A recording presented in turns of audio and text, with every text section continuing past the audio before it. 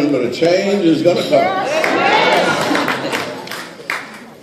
We're here because 50 years ago, things got so bad in Birmingham that Fred Shuttlesworth came over to see Dr. King and asked him to come into Birmingham, and instead of just passively resisting without violence, let's aggressively confront segregation in Birmingham.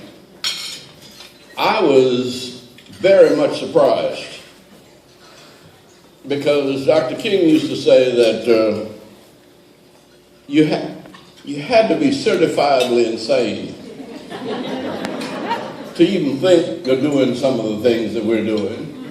And I knew he was not insane. So I expected him to caution Fred, calm him down a little bit. But he didn't do that. He didn't do that because Fred Shuttlesworth's church had been bombed on the 17th of December, 1962, for the third time. And there'd been nothing about it in the newspapers. 60 homes had been bombed. Not big fancy homes, but after the war, people just started building little 3-bedroom frame homes.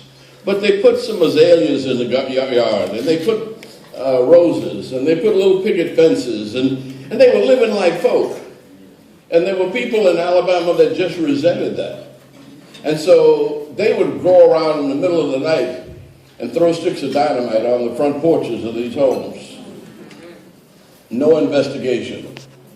And so Dr. King, who had been through 5 or 6 years, 7 years of hell already in his own life, he had been bombed, he had been stabbed, he had been sued, he had been taken on a midnight ride from DeKalb County down to Reidsville Penitentiary in chains in the back of a paddy wagon with nothing but him and a German Shepherd. And this was almost a suicide mission. I had one of the reporters tell me, now you know we got to keep a camera on Dr. King. Don't push me out of the way, Andy. It's just my job.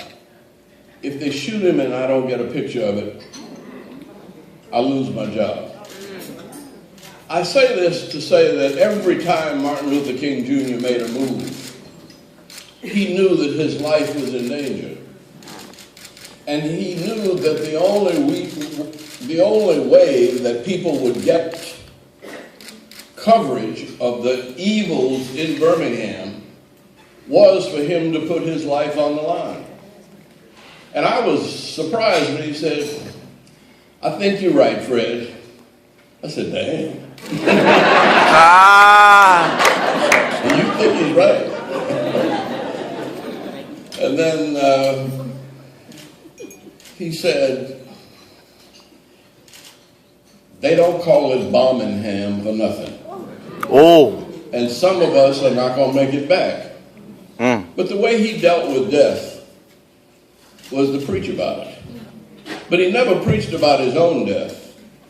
He'd always pick somebody else in the crowd and said, don't worry, if they get you, I will preach you into heaven. I know you ain't no good, and I know all the things.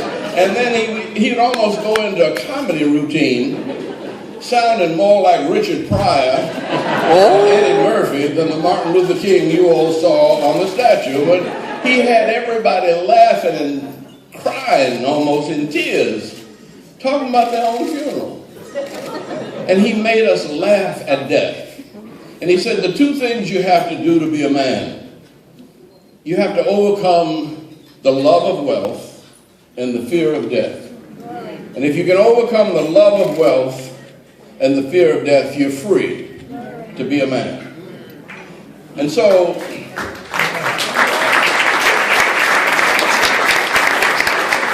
that's the legacy we celebrate. Now everybody's asking us what's wrong and don't we have this and how far have we come? It doesn't matter. Because I've got a feeling Everything's gonna be Alright.